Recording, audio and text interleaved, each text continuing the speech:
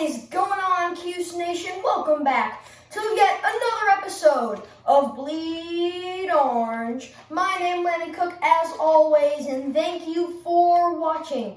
Today, we take a post-game look at Liberty and a preview look at Clemson. Now, as we should all know, I am very disappointed in my Orange. We did not perform very well at all the last 2 weeks, and it was just, to cap it off, a loss to Liberty. Now, the Orange fell 38-21 to Liberty with Hugh Freeze on the rise at Liberty.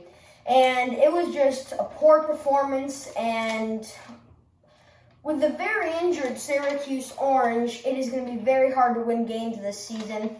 With the loss of Tommy DeVito, who wrecked Culpepper, when I go through the stats with you, did not play a bad game.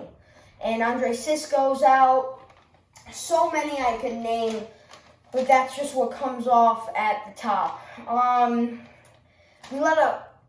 First, we're going to go over our offense, then the defense, then we're going to move on to a preview to Clemson.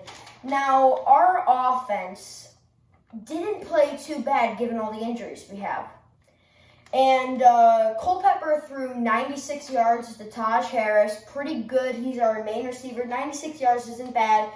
Culpepper had a total of 212 yards in this game, having more yards, actually, than the Liberty quarterback. And why we lost was because of Liberty dominating the run game.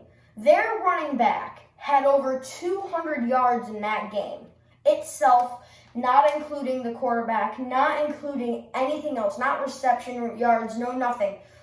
Over 250 rushing yards. And that is something to go over, especially because he had so many breakout runs when we were even trying to stop the run.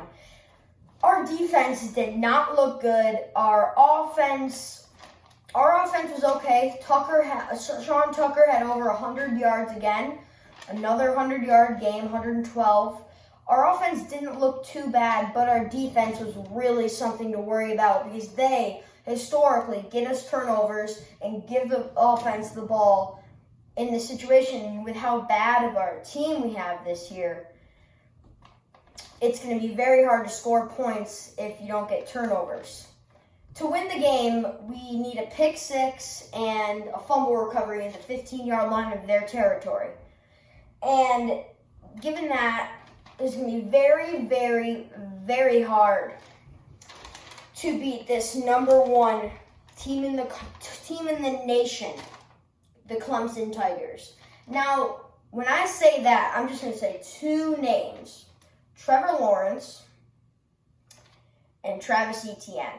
These two players are going to eat us up. It's kind of predictable. Like Liberty, they only had a run game established. They didn't have a pass game established. They had a run game established, and that is what they relied on. And our defense knew that. And even knowing that, their running back put over 250 yards on us. One more thing. Travis Etienne is running back. He's one of the best, if not the best, in the whole entire college D1 schools. And Trevor Lawrence is by far the best quarterback in the nation. And given those two things, I don't know, that's a separate thing to talk about with the Jets. If I was Trevor Lawrence, I'd just stay another year because I would not want to play on that football team. I don't even want to call it a football team, but that's getting off track. So Trevor Lawrence and Travis Etienne will eat us up. Our defense has to play outstanding, get a bunch of turnovers like we usually do. If we had Andre Sisco, there would be a lot more hope in this game. But this is going to have to be a miracle like it was in 2017 on October 13th in the Loud House. We cut it 25-28, and Chase Bryce came in at the end of the game and got a 4th and 9 conversion 2 years ago to convert the Clemson Tigers to 6-0. Now, Syracuse 2 years ago was totally different than they were now. But all I'm saying is Death Valley is not Death Valley. Not this year. Not during Corona. It's not Death Valley. It is Quiet Valley. There's only 13,000 fans there. Although they do go crazy, it's not that bad. It's not that bad. Syracuse has to play an outstanding game. Culpepper has to show that he is a starter over DeVito, and DeVito's a mistake that we shouldn't even be putting on the field. Maybe we pull off a big, huge upset, but I'm going to be totally honest with you guys. The way we've been playing and all the injuries we have 36 injuries. Well, 36 injuries and all those opt-outs and everything. We don't have a team anymore. We don't have a team.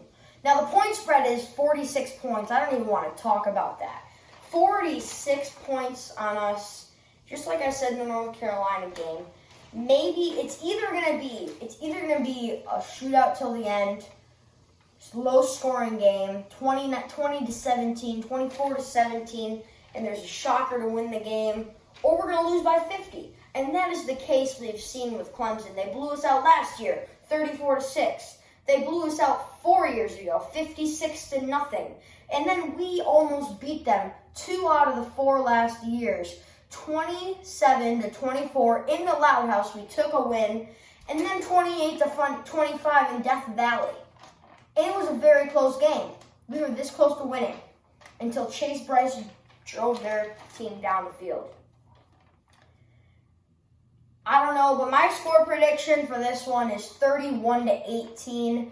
I think the Orange put up a few points. I think our special teams comes up with a big play in the beginning of the game.